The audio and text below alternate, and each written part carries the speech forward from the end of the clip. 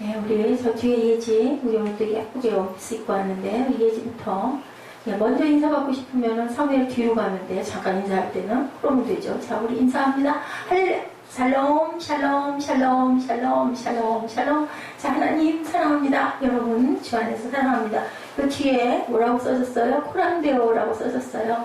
예, 예배 시간에는 제가 드리는 말씀이 틀린 얘기가 아니에요. 제가 좀 혹시 치매가 걸렸거나 약간 정신에 분열이 와서 이상한 소리를 하면 그때는 이의를 제기하시고 안 들으셔도 되지만 그렇지가 않을 때는 일단은 순종을 해주시기 바랍니다. 그리고 예배 시간에 다른 얘기를 제가 이렇게 저렇게 하지 않도록 절대 저는 글쎄요 신앙생활을 지금까지 해오면서 예배 시간에 교회 안에서 강단에 쓰신 전도사님이나 목사님이나 사역하시는 분들 얘기에 회중에서 토를 달거나 소리를 내거나 다른 얘기를 하거나 하는 거를 한 번도 본 적이 없어요.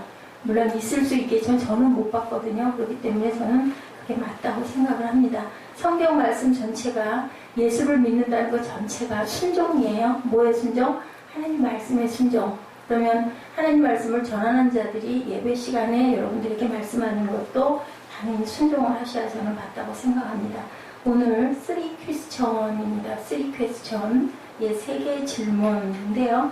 거기 보니 끝말 밑절에 27절인가요? 8절인가요? 거기 보니까 제게 온 게 있었습니다. 29절이네요.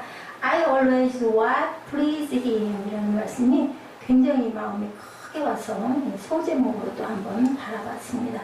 아까 읽어가다 보니까 베드로 얘기가 나와서 이분은 아니지 하다가 다시 바로 잡아서 읽었는데 글쎄요, 두 가지 생각이 드네요. 우리 사무엘이 아직 어리기 때문에 조금 역부족일까 하는 생각. 또 한편으로는 그렇더라도 이런 것을 잘 훈련을 해서 유능하게 할 줄 알았지만 이 다음에 큰 재산이 될 텐데 집중력도 길러지고 하는 또 그런 마음.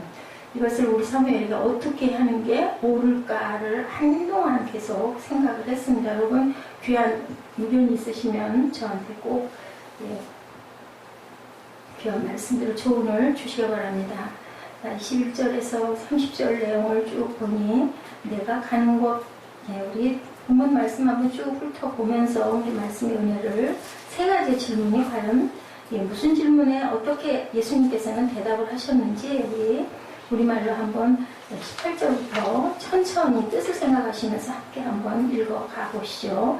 내가 나를 위하여 증언하는 자가 되고 나를 보내신 아버지도 나를 위하여 증언하시느니라. 무슨 얘기인지 아시겠죠? 나를 위하여 증언하는 자가 자신이 된다고 그러죠. 그리고 또한 나를 보내신 아버지도 나를 위하여 증언하십니다. 아무도 이거를 알 수가 없겠죠. 예수님이 말씀하시는 거예요. 19절 이에 그들이 묻되 내 아버지가 어디 있느냐? 예수께서 대답하시죠. 너희는 나를 알지 못하고 내 아버지도 알지 못하는도다. 나를 알았더라면 내 아버지도 알았으리라. 이 말씀은 성전에서 가르치실 때 헌금함 앞에서 하셨으나 잡는 사람이 없으니 이는 그의 때가 아직 이르지 아니하였습니다. 하나님 아버지가 본인의 아버지라고 하니까 이게 모독죄가 되죠. 신성 모독죄가 돼서 잡아갈 건데 잡아가지 않고 말을 안 했다. 그건 아직 때가 이르지 않았다는 거죠. Not yet come이죠. 그 다음에 내가 가는 곳에 대해서 말씀을 하십니다. 21절입니다. 다시 이르시되 내가 가리니 너희가 나를 찾다가 너희 죄 가운데서 죽겠고 내가 가는 곳에는 너희가 오지 못하리라. 자, 이 말씀의 뜻은 나를 너희가 아무리 찾지만 너희가 죄가 많기 때문에 죄 때문에 나 있는 곳에 오지 못할 것이다 라는 말씀을 하고 계세요. 22절에 유대인들이 그가 말하기를 내가 가는 곳에는 너희가 오지 못하리라 하니 그가 자결하려는가? 어떻게 내가 너 가는 곳에 우리가 못 가니? 그러면 자살할 거니? 왜냐하면 유대인들도 아마 자살하는 거는 죄라고 알고 있을 것 같습니다. 23절 예수께서 이르시되 너희는 아래에서 났고 나는 위에서 났으며 너희는 이 세상에 속하였고 나는 이 세상에 속하지 아니하였느니라. 이것도 황당무계한 소리죠. 유대인들이 들을 때는 너네는 땅에서 났어 나는 하늘에서 났어. 그렇기 때문에 나는 땅에 속한 자가 아니고 너네는 땅에 속했다라고 얘기하죠. 24절입니다. 그러므로 내가 너에게 말하기를 너희가 너희 죄 가운데 죽으리라 하였노라. 그렇기 때문에 너희는 죄 가운데서 죽을 거다라는 거예요. 너희가 만일 내가 그인 줄 믿지 아니하면 너희 죄 가운데 이게 답이죠. 믿습니다. 예수 믿음으로 죄 가운데 죽지 않고 뭐예요? 다시 영생의 생명을 영생과 영벌 두 가지밖에 없어요. 중간은 없거든요. 그러니까 이 얘기예요. 믿지 않으니까 믿지 아니하면 너희는 죄 가운데, 단서가 있어요. 안 믿으면 너네는 죄 가운데 죽을 것이다. 25절입니다. 그들이 말하되 내가 누구냐? 예수께서 이르시되 나는 처음부터 너에게 말하여 온 그자라. 너희들이 기다렸던 그 사람이다 라는 것이죠. 26절 내가 너에게 대하여 말하고 판단할 것이 많으나 나를 보내신 이가 참되심에 내가 그에게 들은 그것을 세상에 말하노라. 나는 내 말을 하는 게 아니라 아버지께 들은 그 말만 내가 너에게 한다. 27절 그들은 아버지를 가리켜 말씀하신 줄을 깨닫지 못하면 뭐 어떻게 알겠어요. 그죠? 우리도 이 내용을 정확하게 모르는 사람이 이건 도대체 무슨 얘기일까 이렇게 생각할 수가 있거든요. 하물며 그들이겠습니까? 28절입니다. 이에 예수께서 이르시되 너희가 인자를 든 후에 내가 그인 줄을 알고 또 내가 스스로 아무것도 하지 아니하고 오직 아버지께서 가르치신 대로 이런 것을 말하는 줄도 알리라. 나는 늘 아버지가 가르치신 것만 밖에 전하는 게 없다. 너희가 인자를 든 후에 내가 그인 줄, 내가 못 박혀 들려 올라가고 나면 내가 그인 줄을 너희가 알 것이다 라고 말합니다. 29절입니다. 나를 보내신 이가 나와 함께 하시도다. 나는 항상 그가 기뻐하시는 일을 행함으로 나를 혼자 두지 아니하셨느니라. I always what pleased him 이죠. 항상 기뻐하시는, 우리도 이것만 하면 돼요. 예수님이 이렇게 나는 항상 그가 기뻐하시는 일을 행함으로 나를 혼자, 우리가 하나님 기뻐하시는 일 하면 가만히 혼자 두지 않는다. 함께 하신다라는 말씀이죠. 30절 이 말씀을 하시니 많은 사람이 믿더라. 여러분들 코끼리다 그런 얘기 옛날에 있었죠? 네, 보는 각도에 따라서 장님들이 코끼리를 표현했다고 그러죠. 기둥 같다, 뭐, 그죠? 널떡한 그 어떤 평지 같다, 뭐, 뾰족한 굴뚝 같다. 잡은 부위에 따라서 보이지가 않기 때문에 알 수가 없다라는 거죠. 진리가 항상 확실하고 분명한 것만은 아니다. 왜요? 불확실하기도 하고 오류가 보이기도 하는 거예요. 보는, 지금 이 성경 말씀 우리 18절부터 30절까지 읽은 것도 보다 보면 도대체 이게 무슨 말이야 라고 여겨질 때가 많은데 확실하게 진리거든요. 근데 그것을 정확하게 소화를 시키지 않은 사람들은 알 수가 없다. 그것이 놓여진 위치와 각도에 따라서 달라 보이기도 한다. 한강의 색깔, 구름의 모습도 컬러가 달라 보일 때가 있죠. 약간 어두워지면 어두운 빛으로 햇빛이 막 비칠 때는 한강물이 또 얼마나 반짝반짝한 은물결로 보입니까? 깜깜한 밤에는 시커멓게도 보이는 거예요. 그죠? 근데 그 물이 무슨 색깔을 탄 것도 아닌데 빛이 비치고 안 비치고에 따라서 보는 각도에 따라 다르다. 맑게 보이기도 하고 탁하고 어둡게 보이기도 한다. 풍랑이 또 막 몰아치면 더 흉흉하게 보이기도 하죠. 사람의 모습도 각도에 따라서 앞모습, 뒷모습, 옆모습이 당연히 다르게 보입니다. 예수님에 대한 생각도, 모습도 사람들이 생각하는 색깔에 따라서 예수께서 오해를 받기도 하고 오 맞는 말이야 라고 그렇게 여겨지기도 한다는 거죠. 바리새인들은 특히 엄청나게 편견에 가득 차서 말도 안 되죠. 여러분들 같으면 한 번에 믿으시겠어요? 멀쩡한 사람이 어느 부유하지도 않은, 어느 잘나지도 않은, 대단하지도 않은, 또 무슨 나이가 뭐 지긋하거나 명망이 있거나 누구에게 아주 엄청 소문이라든 그렇지도 않은 젊은 사람이 누구의 아들이라는 것도 아는데, 그래서 고향에서는 대접을 받지 못했다고 하죠. 베란반에 하나님의 아들이래요. 그 동생들, 야고보도 그랬고요. 다들 예수님 동생들도 믿을 수가 없는 거죠. 뭐 대단한 일을 하는 건 알겠는데, 좋은 얘기를 하고 다니시는 것까지는 알겠는데 어떻게 하나님의 아들이라는 거죠? 믿을 수가 없는 거죠. 그 다음에 언제 성령 받고 나서 사도행전 2장 사건 일어나고 나서 모두 다 달라지고 바뀌었습니다. 하나님의 아들이구나라는 것을 깨닫게 되죠. 예수님에 대한 생각도 이렇게 달랐던 것. 종교적으로, 문화적으로, 사상적인 편견에 따라 예수님이 온전히 부정적으로 보이기도 하고 맞아 하고 인정이 되는데, 보였을 때, 성령 받았을 때 예수님이 온전하게 보이고 다 맞는 말씀이야, 다 진리의 말씀이야, 달고 오묘한 말씀이야 라는 고백들을 우리가 하게 된다. 자신을 증거하는 것은 옳지 않다. 어떻게 네가 너를 증거해? 남들이 증인이 돼서 어휴 그분 대단하신 분이야, 훌륭하신 분이야, 기적을 이렇게 행하셨어. 그러면 모를까? 네가 하나님의 아들이라는 증거를 누군가가 정말 확실하게 되면 모를까? 자기가 자기 자신을 하나님의 아들이래. 그거 못 믿죠. 지금도 요즘도 그런 사람들이 있습니다. 예수님은 바리새인들의 공격에 대해서 하나님의 말씀은 어제나 오늘이나 동일하다. 우리 아까 18절에서 30절까지 또 다시 조금씩 해석하면서 읽어본 것처럼 나는 내 말을 하는 게 아니라 나는 그분의 말밖에 하는 게 없다라고 또다시 얘기를 합니다. 그런데 그 아버지를 너희가 모르니 나를 알겠니? 나를 알면 내 아버지도 알 거고 내 아버지를 알았으면 또한 나도 알 거야. 하늘의 뜻을 알았으면 내가 하나님 아버지의 아들이라는 것을 너희들이 알았을 거야. 바리새인들이 예수님에게 세 가지 질문을 해요. 우리 첫 번째 질문부터 질문의 답이 어떤 건지 우리 성경 보시면서 찾아가십니다. 10절이죠. 첫 번째 질문입니다. 우리 한번 같이 다시 읽습니다. 이에 그들이 묻되 내 아버지가 어디 있느냐? 예수께서 대답하시되 너희는 나를 알지 못하고 내 아버지도 알지 못한다. 나를 알았더라면 내 아버지도 알았으리라. 예. 그리고 두 번째 질문입니다. 22절이죠. 22절 시작. 유대인들이 이르되 그가 말하기를 내가 가는 곳에는 너희가 오지 못하리라 하니 그가 자결하라는가. 세 번째 질문 25절입니다. 그들이 말하되 내가 누구냐? 예수께서 이르시되 나는 처음부터 그에게 말하여 온 자니라. 첫 번째 그 답, 19절은 18절에 답이 있죠. 18절부터 가죠. 우리 18절 한번 읽습니다. 내가 나를 위하여 증언하는 자가 되고 나를 보내신 아버지도 나를 위하여 증언하기 때문에 나는 나 혼자만 한 게 아니다 라는 것을 여기서 증거하고 있죠.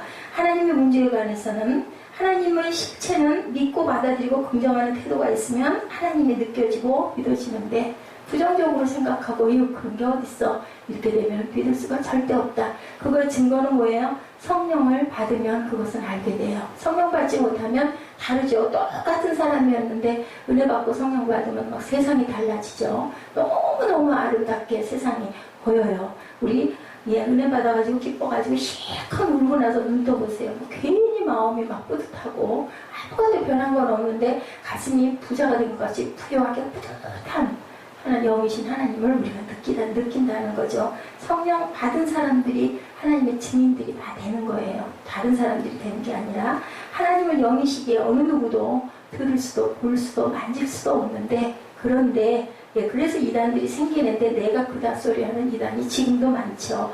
믿고 받아들이면 하나님이 보인다. 그리고 그 증거는 어디 있다? 성경에 있다. 불신하면 하나님이 안 보인다. 사람도 마찬가지로 긍정적으로 보면 믿어지죠. 근데 처음부터 그 사람들이랑 선입견을 나쁘게 가지고 보다 보면 자꾸 매사에 보통 일도 다 이상하게 보인다라는 거죠. 그런 거와 마찬가지죠. 우리가 하나님에 대해서 절대로 편견을 갖지 마시기 바랍니다. 삶이 괴롭고 힘들고 억울하고 이해가 되지 않을 때 있죠. 공연히 종교적 전통이 무신론이거나 다른 종교를 또한 본인이 가지고 있을 때 하나님에 대한 편견을 많이 갖게 돼요. 구도자들이고 진실한 마음으로 하나님을 알아보고자 하면 하나님은 놀라운 감동으로 우리에게 다가오시면 하나님이 보입니다. 꽃, 공중에 나는 새, 바람, 그죠? 소리, 그리고 자연, 구름 이런 것들 은혜 받으시면 어떻게 보이세요? 너무 아름답게 보이고 귀하게 보이고 하루하루가 얼마나 정말 귀한 하루다. 왜냐하면 항상 제가 말씀드리지만 무슨 일이 오늘 일어날지 우리는 아무도 몰라요. 당연히 매일매일 똑같은 일상이지. 그런데 그렇지가 않더라는 거죠. 아침에 일어나서 내가 하고자 하는 일이 아무것도 아닌 작은 일로 틀어지게 되고 또 작은 일로 남에게 상처를 받게 되고 그걸로 인해서 마음이 아프기도 하고 또 때로는 작은 부분의 위로로 내가 막 너무너무 기뻐지고 누구하고 좋지 않았던 관계였던 사람이 또 매듭이 풀려서 좋은 관계가 되기도 하고 이게 하나님이 우리에게 주시는 선물이다. 저는 그렇게 생각을 합니다. 우리 몸도 그렇죠. 어떻게 이렇게 우리 안에 있는 오장육부를 이렇게 잘 만드셔가지고 이것들이 조금만 혈관이 조금만 막혀가지고 그 혈액순환이 조금만 막혀도 우리 몸의 어느 부분이 못 쓰게 되는 그런 것 그걸 다 통해서 우리 몸 안으로 피가 흐르고 그 맥박도 제대로 정확하게 뛰어야 되고 심장 박동도 그렇고 압박도 그렇고 정말 신기해요. 약을 그걸 조금 먹었더니 혈압이 금방 얼마 되지도 않아가지고 한 일주일 만에 혈압을 쟀더니 혈압이 쭉 떨어졌어요. 물론 약의 도움을 받기는 했지만 그 의학도 하나님이 주셨으니까 그 약국에서 설명을 하는데 그렇더라고요.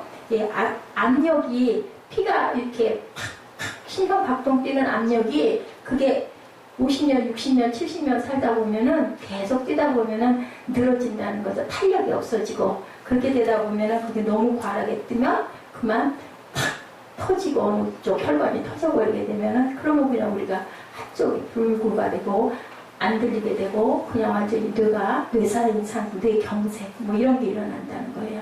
약국에서 얘기가 그렇게 한마디로 약사님이 말씀이 고약이에요. 고약.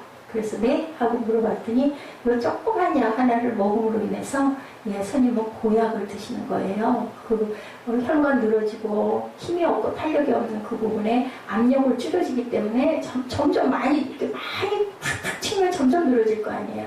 그럼 나중에는 피돌기가 안 되고 예, 그걸 전달이 안 되게 되면은 굉장히 위험한 상황이 되는데 요 약 하나 조그만 걸 드심으로 인한 혈압이 이렇게 그러면 안 먹어도 되지 않을까요? 조금만 먹다 그랬더니 아니요. 약 때문에 내려가기 때문에 이건 그냥 아주 미약한 거니까 그냥 드시는 게 좋습니다. 라고 설명을 예, 해줘서 제가 이해를 했어요. 바로 이거죠. 하나님 말씀도 그냥 여러분들 그냥 보셔도 예, 은혜 받으신 분들은요. 누가 안 가르쳐줘도 성경은 알게 돼 있어요. 왜냐면 가슴으로 눈으로 마음으로 막 오거든요. 근데 그렇지 않을 때 제가 이렇게 설명을 드리면 아 그렇겠구나. 그 설교를 잘 하시는 분들은 그냥 한마디만 간단하게 해도 금방 알아듣게 되는 그러한 분들이 설교를 잘 하신대요. 제가 어떨지는 모르겠습니다. 열심히 여러분들에게 잘 전달하려고 준비를 해서 전하는데 여러분들은 과연 잘 이해가 되실지. 이해가 안 되실 때는 성경을 거듭거듭 한 4-5번만 천천히 집중을 해서 읽으세요. 그러면 예, 그 뜻을 알게 됩니다. 예, 이렇게 창조주의 신비 우리가 느끼는데 어떨 때 느끼느냐? 고마울 때, 감사할 때 그게 더 아름답게 느껴진다는 거죠. 안 그럴 때는 뭐 맨날 있는데 전혀 감각 없죠. 뭐. 예, 그게 뭐 맨날 있었던 건데 10년 전이나 5년 전이나 작년이나. 근데 우리가 은혜를 받고 마음이 기뻐지면 아무것도 아닌 것도 막 마음이 팍 차오르죠. 너무 기쁘고 고맙죠. 괜히 단순히 기쁜 일이 있을 때 어때요? 조금 아는 사람 보면은 별로 마음이 좀 이렇게 밝지가 않을 때 그냥 이렇게 지나가는데 뭔가 좋은 일 있을 때는 누군가 조금 얼굴 아는 거 보면 막 인사하잖아요. 감사합니다. 뭐 괜히 인사해. 저는 그렇게 되더라고요. 그거죠. 바로 예, 두 번째 질문에 나오죠. 22절에 유대인들이 이제 그가 말하기를 내가 가는 곳에는 너희가 오지 못하리라. 그가 자살하려는가? 예, 그렇게 얘기하죠. 21절에 나오죠. 다시 이르시되 내가 가리니 너희가 나를 찾다가 너희 죄 가운데 죽겠고. 죄가 사해지지 않으면 어떻게 사해져요? 믿음으로 예, 너희가 죄를 다 사함 받았다. 그죠? 믿음으로. 그랬는데 만약에 나를 못 믿어서 예수님을 통하지 않으면 죄가 사해지지 않는데 너희는 예, 가는 것보다 너희가 못 와. 왜 못 와? 나를 찾다가 너희는 죄 때문에 나를 따라오지 못할 거야. 예, 내가 가는 곳에는 절대로 너희가 올 수가 없다. 그랬더니 자살하려는가? 못 알아듣는 거죠. 아니 왜 내가 너 있는 곳에를 못 가? 모르는 거죠. 믿지 않으면 못 간다는 거예요. 너희가 나를 찾아보려고 하지만 너희는 나를 찾지 못할 것이다. 다른데 바리새인들 이해 안 가요. 안 믿는 사람들 이거 이해 안 가요. 무슨 예수라는 것 존재를 믿어야만 뭐 죄가 사해져서 뭐 영원한 생명에 들어가고 그런 게 어딨어 말도 안 돼 이렇게 생각할 수 있습니다. 죄 가운데서 죽는다고 이걸 하는 거죠. 죄는 거룩을 보지 못한다. 어둠과 밝음은 빛은 함께 공존하지 못한다라는 거예요. 예, 이해가 안 가죠. 예, 죄는 거룩을 못 봅니다. 죄인은 하나님을 볼 수도 없고 느낄 수도 없고 만질 수도 당연히 없는 거라는 거죠. 악도 선을 보지 못해요. 자기밖에 모르죠. 불의한 인간은 하나님을 알지 못한다라는 거. 불의한 인간은 거룩한 예수 그리스도를 보지 못하고 죄 가운데서 죽을 수밖에 없다. 그러니까 이미 여러분들은 예, 하나님을 보고 인정하고 믿기 때문에 귀한 은혜를 받으신 분들이에요. 모두 다. 예, 죄 때문에 내가 가는 길을 너희가 따라올 수가 없다. 그런데 죄사함을 어떻게 받아요? 예수 믿음으로 고백하면 나는 예수님 왜? 예수님이 우리 죄를 한꺼번에 갖고 와서 십자가에 못 박아 다 씻어서 없앴기 때문에. 근데 이거 여러분들 생각해 보세요. 아니 말이 돼? 뭐 사람이 하나 매달려 죽었다고 사람 죽었다고 니들이 죄가 다 사해진다는 거 너희들 믿을 수 있어? 그렇게 얘기한다면 못 믿는 거죠. 그거는 바로 뭐예요? 은혜로 믿음으로. 그래서 우리가 의롭다함을 받았다. 어떤 사람도 의로운 사람은 없는데 예수가 다 우리 죄를 단번에 제사장이라고 그러죠? 마지막 제사장 한 번에 우리 모든 죄를 구약의 제사장들은 그때그때 가가지고 하나님께 그저 제물 올리고 그리고 기도하고 막 그래가지고 사함을 받는데 예수님은 한 번에 사함을 받으셨다. 그만큼 예수님의 핏값이 귀한 거라는 거예요. 근데 그 예수가 우리에게 뭐를 주셨어요? 성령을 주셨어요. 각자 개인의 안에 뭐가 와 계세요? 예수님 자체가 영으로 와 계시니 너희는 정말 존귀한 자다. 그렇기 때문에 자살을 하는 건 살인이죠. 자살의 반대는 살자 하라고 하죠. 자기를 스스로 죽인다는 게 자살이죠. 그렇기 때문에 그건 죄다. 그러니 못 따라온다고 하니까 너 그럼 예수는 자살하는 거냐? 라고 얘기하죠. 하나님을 믿지 않는 사람들이 볼 때 예수님의 십자가는 정말 이상한 거예요. 지금 말씀드린 것처럼 믿기지 않는 거죠. 아무리 생각해도 어리석고 무모한데 지금도 살아계신 하나님의 역사가 쉽지 않게 더러더러 많이 일어나는 곳들이 많다. 어떤 곳에 꼭 필요한 곳에 그런 것을 통해서 하나님의 나라를 확장하고 계시는 게 구약 그때만 있었던 게 아니라 지금도 일어나고 있다. 우리 지난 시간에 봤던 그 김영민 목사님 그 교회 그 목사님은 그런 은사를 받으셨죠. 거기 발이 붙어 하면 발이 붙고 귀가 안 들려 그러면 귀가 안 들리고 안 보여라 그러면 안 보이고 뭐 방법 없는 거죠. 그 바람에 군중들은 막 몰려가기도 하죠. 나도 좀 고쳐주십시오. 나도 좀 성령 받게 해주십시오. 이런 분들이 많은데 또 그렇게 쓰시는 분도 있다. 죽을 죄를 지은 사람도 될 수 있으면 살려고 하는데 죄도 없다면서 왜 십자가를 져? 왜 십자가를? 그때는 아주 극악무도한 정치범들만 십자가 처형을 받았는데 아무 죄가 없다면서 왜 십자가를 스스로 지려고 그래? 말도 안 되는 거죠. 인본주의자들은 십자가를 절대로 이해할 수가 없어요. 그런데 그래 좋아. 그렇다 쳐. 아주 거룩한 뜻으로 십자가를 져서 죄를 그래 사했다 그거 믿기로 하자. 그런데 부활 얘기는 하지 마 라고 얘기를 한다. 부활 무슨 사람이 죽으면 그만이지 부활을 해서 다시 살아나? 말도 안 돼. 근데 어쩌셨어요?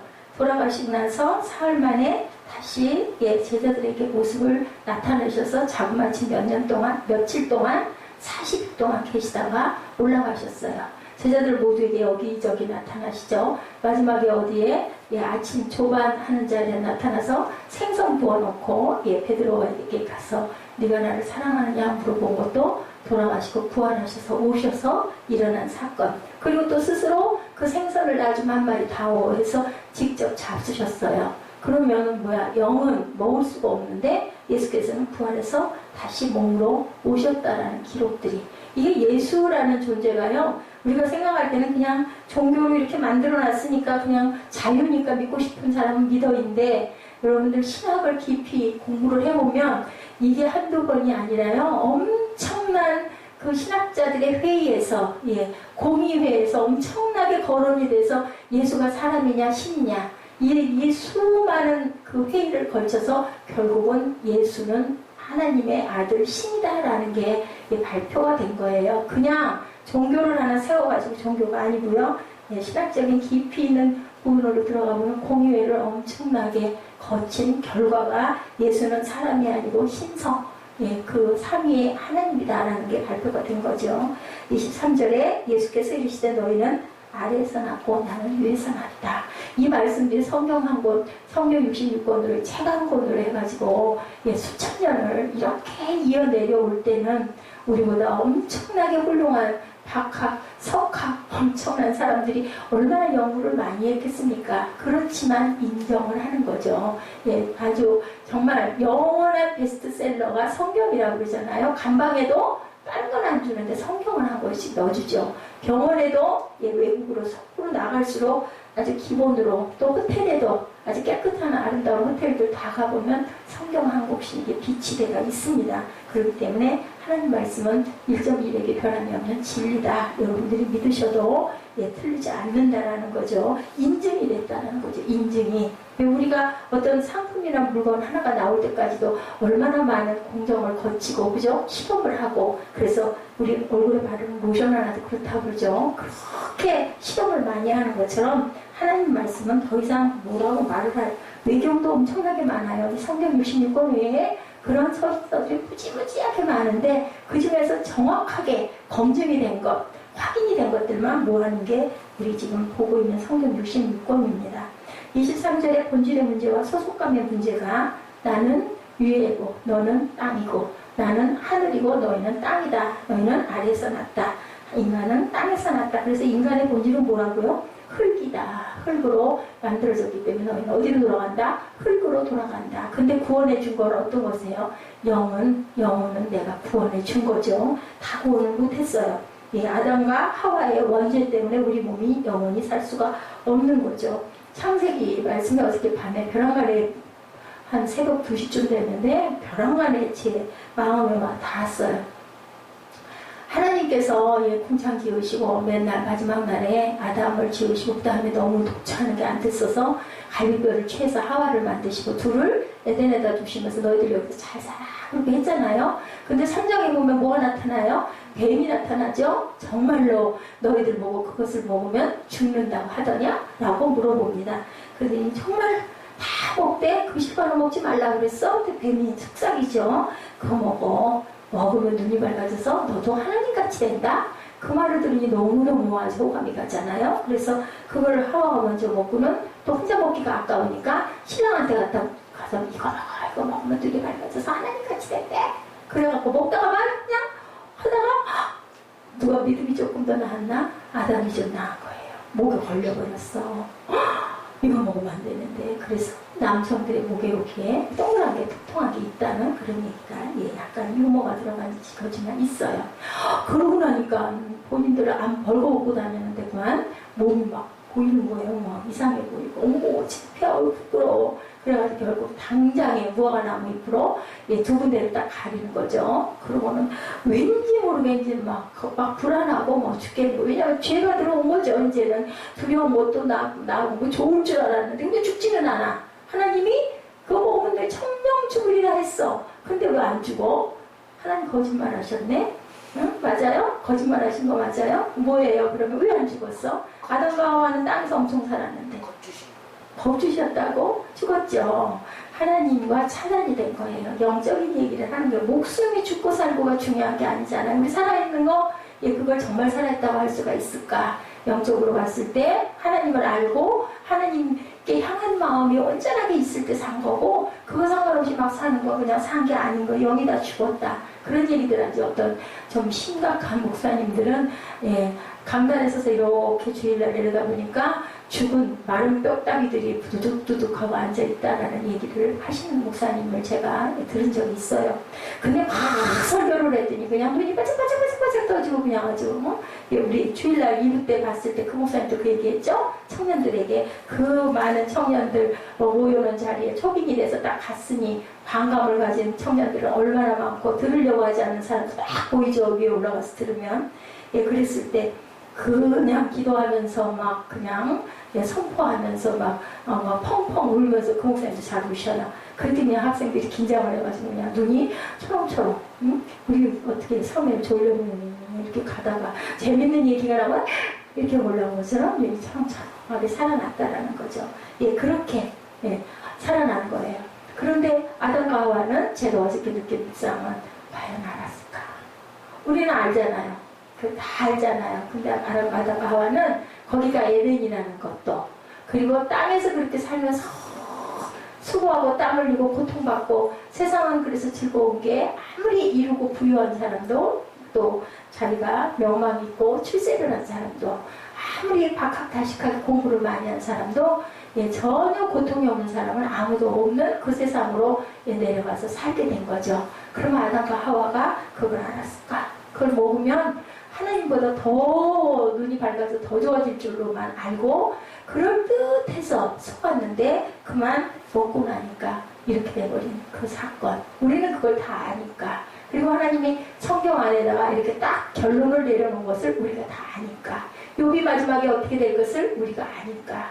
그리고 누구예요? 요셉도 나중에 그렇게 하나님을 높일 걸 아니까. 근데 본인들은 몰랐죠. 그 세월 동안 15년, 13년, 18년, 20년 동안 또 40년 동안 모세 같은 경우에는 또 우리는 다 아니까 얼마나 복된가. 저는 어제 결론이 그거였어요. 나는 다 알고 보고 있네. 얼마나 복된가. 이 증거, 이 성경이 한 권 아까도 말씀드린 것처럼 저처럼 이렇게 모르고 정말 무지한 저 같은 사람도 들여다보면서 어머 그러네 라고 하는데 저보다 훨씬 훌륭하신 많은 분들, 선진들이 이 성경 66권을 그렇게 귀하게 여겼다면 얼마나 이 말씀이 진리일까. 그것을 내가 깨달아 알게 되고 그리고 내가 이 자리에 이렇게 서 있게 되고 얼마나 감사한 거잖아. 아주 하나님 은혜가 어제 정말 너무너무 감사해서 변화만의 그 욕기 그거 새벽예배 준비를 하다가 그런 감동이 들어서 시간 가는 줄을 몰랐습니다.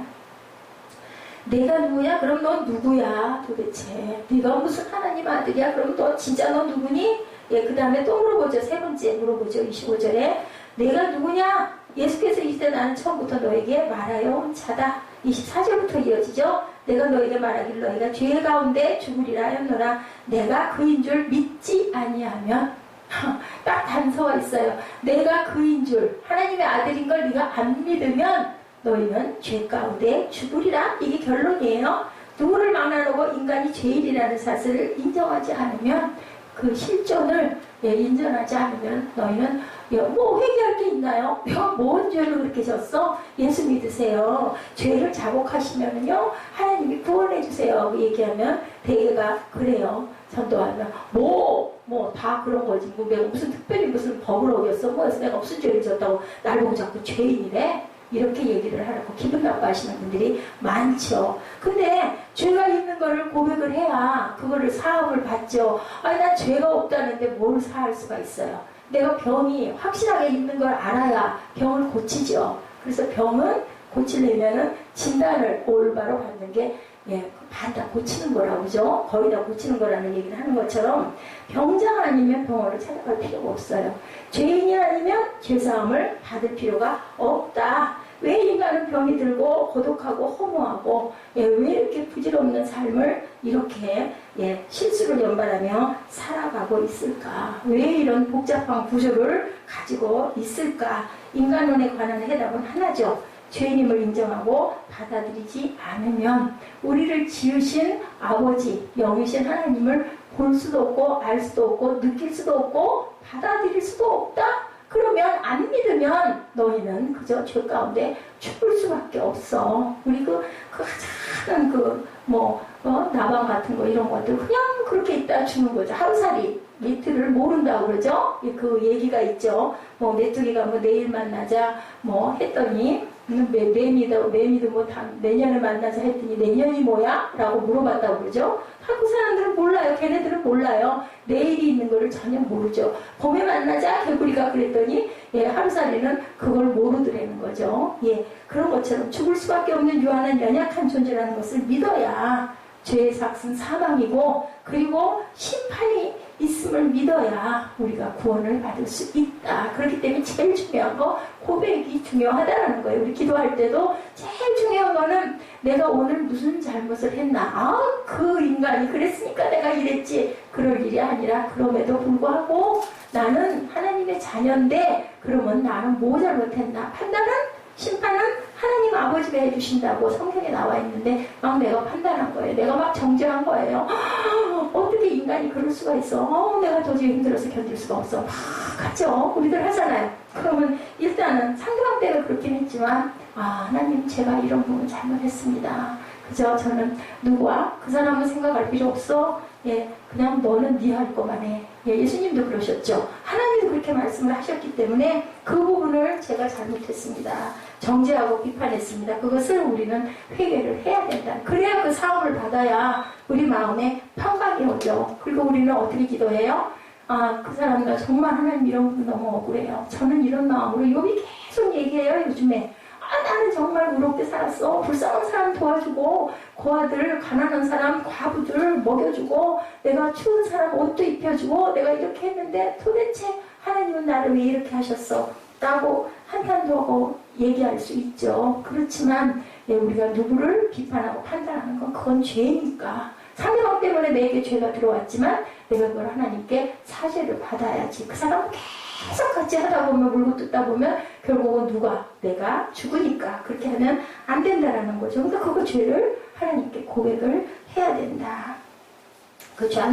그 뉴턴의 나 같은 죄인 살리신 그 사람은 뭐였어요? 노예 상인들 날라다가 파는 그런 역할을 하던 아주 뭐 술, 도박, 뭐 아편 안 한 것들이 없이 아주 정말 망나니의 삶을 살았던 그런 사람이 어느 날 갑자기 그 긴 항해를 하다 보니까 지루하고 무료하니까 성경을 읽다가 그만 거기서 은혜를 받아서 가판에 무릎을 꿇고 엎드려 통곡을 하면서 우는 거죠. 성경을 여러분들 눈 가까이에 두시고 힘들고 어려울 때 그걸 한 번씩 이렇게 보세요. 가장 내 마음에 가볍게 부딪혀오는 데서부터 꼭 앞에서부터 읽으려고 하다가 포기하는 경우가 너무 많으니까 간단한 짧은 야고보서, 로마서 이런 부분들, 베드로 전서, 빌립보서 또 빌레몬서 이런 건 굉장히 짧거든요. 요한일기삼서, 예배소서 같은 거 이런 것들을 읽다 보면은 은혜가 쉽게 가슴에 젖어 들어올 수가 있습니다. 또한 시편이나 잠언도 좋죠. 듣고 이렇게 이해를 하다 보면 하나님의 은혜가 그때에 촉촉하게 때로는 아주 그냥 왕차게 우레와 같이 아주 세미하게 아니면 정말 나도 모르게 하는 찬양을 듣는 순간 눈에서 가슴에서 눈물이 돌고 가슴이 저려오고 왜냐하면 우리는 모두 다 상처가 있는 사람들이거든요. 그런 부분들을 하나님이 깨끗이 씻어주는 역사를 여러분들이 경험하시게 돼요. 뭐가 가장 중요해요? 긍정적인 자세로 말씀을 접하려고 하는 마음밭들을 만드시다 보면 하나님 여러분을 찾아오세요. 어떨 때? 구할 때, 조절일 때, 찾을 때 아니고 부정적인 생각을 갖고 있다 보면 성령께서는 오시지 않는다라는 것을 여러분들이 꼭 기억하시기 바랍니다. 바리새인들의 질문에 대한 대답이 명쾌하죠. 24절에 내가 너에게 말하기를 너희가 죄 가운데서 죽으리라 하였노라. 너희가 만일 내가 그인 줄 믿지 아니하면 너희는 죄 가운데서 죽으리라.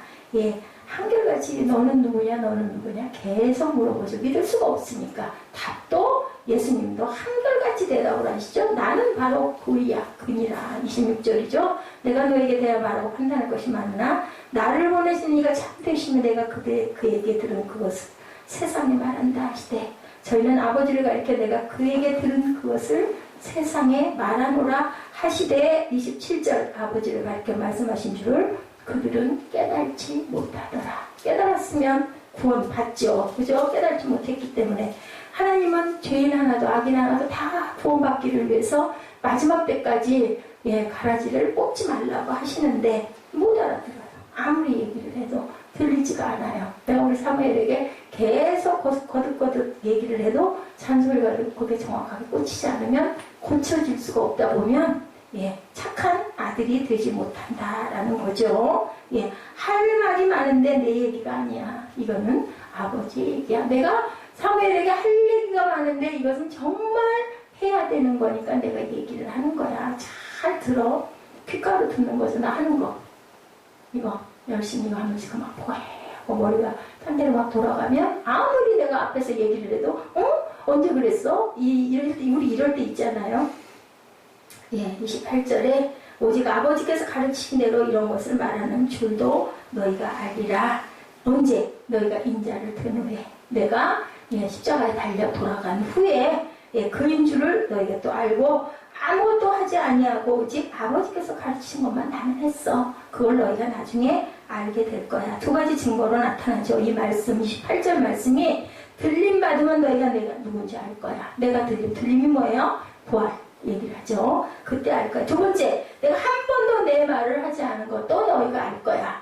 하나님 아버지의 말씀이라는 것도 너희가 나중에는 깨달아 알게 될 거야. 그러면서 기도하시고 가시죠. 아버지여 내 뜻대로 마옵시고 아버지의 뜻대로 하시옵소서. 우리 기도하다가요 맨 마지막에 그래서 그렇게 주기도문을 하는 거예요. 내 뜻대로 마옵시고 아버지의 뜻대로. 그래서 요번 주 말고 요번 주인가요? 그 다음 주 제가 주보를 그렇게 다시 짜서 만들었는데 주기도문 금요일날 주기도문을 들어가도록 합니다. 변화, 내가 어떻게 변화되가나가 지금 6주 7주 정도 진행이 된 것 같고요. 다음 주부터는 제가 주기도문을 홀돌하게 열심히 연구하고 성경 말씀의 감동을 여러분들에게 전해서 우리가 기도를 정말 전해도 제가 한번 했던 것 같아요. 우리 기도는 꼭 기본이거든요. 기도는 그런 마음을 가지고 달라고 하는 기도가 아니라 아버지의 뜻대로 하옵시다. 하늘에 계신 우리 아버지요. 그것에부터 우리가 어떤 마음을 가지고 기도를 해야 되겠구나가 참 중요할 것 같아서 그게 몇 달 전부터 왔어요. 주기도문을 우리 함께 한번 공부를 해야 되겠다라는 생각이 몇 달 전부터 왔는데 드디어 때가 된 것 같습니다. 안심하시고 예수 믿으세요. 안심하시고 성경을 살아계신 진리의 말씀이라고 여러분들 믿으시기 바랍니다. 그리고 그 말씀을 경청하시기 바랍니다. 내가 혼자도 얼마든지 성경 말씀 읽으면서 은혜 느끼고 깊이 있게 은혜를 받을 수 있지만 또 어디에서 하라? 너희들은 믿음의 공동체 안에서 느끼고 감사하고 그리고 영광 돌리고 찬양하라 말씀. 왜 찬양해요? 우리 노래 어떨 때 불러요? 좋을 때 부르죠. 많이 또 슬플 때 노래 부르다 보면 위로가 되기도 하죠. 그것은 다 찬양은 전부 다 성령의 감동의 고백들이에요. 그래서 그것을 찬양하다가 성경 읽는 게 좀 힘드신 분들은 찬양하다 또 찬양이 조금 힘들어서 잘 모르겠다. 그런 분들은 들으면서 가사를 통해서 여러분들 은혜를 받으시기 바랍니다. 예수님은 하늘과 땅의 권세를 가지신 분인데 그런 자신의 특권을 사용하지 않고 마지막 순간까지도 아버지의 뜻대로만 했다라는 것이 중요해요. 뭐예요? 예수님도 순종하셨다. 나는 정말 이 잔을 할 수만 있거든 이 잔을 비켜가게 해주옵소서 하고 기도도 하셨죠. 겟세마네 동산에서. 그런데 아닌 걸 아시기 때문에 기도할 때마다 이거는 내가 감당해야 될 몫이라는 걸 아버지의 뜻을 아시기 때문에 내 뜻대로 와오시고 아버지의 뜻대로 하옵소서라고 기도할 수밖에 없었다. 왜요? 육을 입은 인간이셨기 때문에 인간이기도 하셨기 때문에 어떻게 그걸 감당을 해야 될까 마음이 목 아팠던 거죠. 그래서 할 수만 있다면 이 잔이 지나가게 해주옵소서라고도 기도하셨다라는 거예요. 예수님이 우리에게 더 귀한 우리를 그 구원하신 구원자이신 건 육을 입고 오셨기 때문에 우리의 아픔을 다 아셔요. 생활의 어려움, 배고픔, 추움 이것도 전부 다 아세요. 스스로도 본인도 느끼셨기 때문에 영이신 하나님이시기만 했다면 아마 우리의 삶 가운데서 그렇게 역사하시기가 힘들었을 거예요. 그리고 예수님은 누구에게도 어떤 누구에게도 단 한 번도 누구에게도 상처를 준 일이 없는 분이라는 것을 우리가 성경을 통해서 압니다. 예수님은 항상 고쳐주시고 치료해주시고 그리고 위로해주시고 또 맛있는 거 배고플 때 밥을 주시고 영의 양식을 주시고 아픈 다리를 치료해 주시고 입이 떨어지지 않는 자를 말을 하게 해주시고 눈이 안 보이는 자를 눈이 보이게 해주시고 생수를 항상 공급하신 분이라는 거. 그렇기 때문에 우리도 예수님 제자된 우리도 또한 신부된 우리도 예수님을 따라서 누구에게도 상처를 주지 않도록 세상을 살아가야 되는 게 다르다라는 것을 저는 이 말씀을 통해서 깨달았습니다. 예수께서 상처받은 생명 아무도 없다. 나를 보내신 이가 나와 함께 하신다. 29절이죠. 나는 항상 그가 기뻐하시는 일을 행함으로 나를 혼자 두지 아니하셨느니라. 하나님이 기뻐하는 일을 내가 했기 때문에 하나님은 언제나 나를 혼자 두지 않았다. 그래서 나는 두렵지 않다라고 말씀합니다. 그러니 우리도 하나님 기뻐하시는 일을 항상 하면 나를 혼자 두지 않으실 거야. 정답이 그거예요. 그죠? 하나님이 좋아하시는 일이 뭘까? 예배하는 거죠. 찬양하는 거죠. 증거하는 거죠. 내 입술의 묵상이 항상 아버지의 말씀 안에 있는 거죠. 그러면서도 삶을 예수님을 닮는 흉내를 내는 작은 예수가 됐을 때 하나님이 나를 절대로 혼자 두지 않으신다. 불 가운데로 아무리 가도 절대로 죽게 하지 않으신다라는 것의 진리라는 것. 사망의 음침한 골짜기가 있어도 나를 분명히 지켜주신다. 원수의 목전에서 그 원수가 나를 죽게 하게 내버려 두지 않고 상을 베풀어 주신다. 큰 잔치상을 원수가 보는 목전에서 나를 귀하게 상을 차려놓고 이거 먹어 하신다는 거죠. 원수가 있는 목전에서 얼마나 통쾌합니다. 여러분들 머릿속으로 한번 딱 상상을 해보세요. 저는 아주 너무너무 가슴이 시원하더라고요. 요즘 따라 그래요. 예수님의 하나님을 향한 믿음이 저와 여러분들의 믿음 되시기를 주님의 이름으로 축복합니다. 30절이죠. 이 말씀을 하시네 많은 사람이 믿더라. 여러분들 믿으십니까? 아멘. 예, 제가 제대로 전했나요? 아멘. 예, 이 구절을 안 볼 때보다 오 그렇구나 라고 이해가 되셨으면 제가 제대로 전한 거예요. 아유 뭐 시끄럽게 떠들었는데 뭐가 뭔지 난 지금도 똑같이 모르겠어. 그러면 성령이 오시지 않았거나 하나는 이하나 목사가 제대로 전하지 못했거나. 결론이죠. 하나님에 대한 예수님의 신뢰와 믿음. 예, 믿음이 없이는 하나님을 기쁘시게 할 수 없다. 예수님이 하신 것 믿음으로 하나님을 경외했을 때, 하나님 믿음으로 순종했을 때 내가 너와 함께 할게 라고 아버지가 하셨다는 거죠. 내가 어떤 직업 갖는 것, 공부하는 것, 세상에서 살아가는 모든 일상 가운데 하나님을 기쁘시게 해드리는 내 삶이 됐을 때, 내 일상이 됐을 때 하나님께서 내가 너와 함께 할게. 예, 어떨 때 I always do what please him. 저는 이게 이 말씀의 오늘 본 말씀의 중심이구나. 하나님을 기쁘시게 해드릴 때 하나님께서도 나와 함께 동행하신다. 누가 그랬어요? 에녹이. 그래서 결국은 죽음을 보지 않고 하늘로 올라갔고, 엘리야가 불병거를 타고 눈에 보이는 자리에서 하늘로 올라갔고, 어떨 때 하나님이 기뻐하는 일을 우리가 열심히 할 때 하나님께서 나를 사망의 훔치면 골짜기에서도 지켜주시고 원수의 목전에서도 상을 베풀어 주시는 하나님이라는 것을 저 여러분은 믿으시고 그렇게 열심히 달려가시는 그러한 하루하루 일상이 여러분의 일생이 되고 그 일생이 영원히 되시기를 주님의 이름으로 축복합니다. 기도하시겠습니다. 나를 보내신 이가 나와 함께 하시도다. 나는 항상 그가 기뻐하시는 일을 행함으로 나를 혼자 두지 아니하셨느니라. 아버지 감사합니다. 항상 하나님이 기뻐하시는 일, 그리고 하나님을 믿는 마음, 하나님의 말씀에 순종하는 마음, 하나님의 말씀이 1.1에도 변함이 없는 진리라는 것을 믿고 구하는 저희들 되게 하여 주옵소서. 그리하여 항상 하나님이 저희와 함께 동행하는 그러한 복된 삶이 되도록 은총 나려 주시옵소서. 성령의 능력으로 덧입혀 주옵소서. 감사드렸고 예수 그리스도 이름으로 감사하며 기도드렸사옵나이다. 아멘. 우리 기쁘게 돌잔 찬양하시고 잠깐 기도하는 시간 갖도록 하십니다.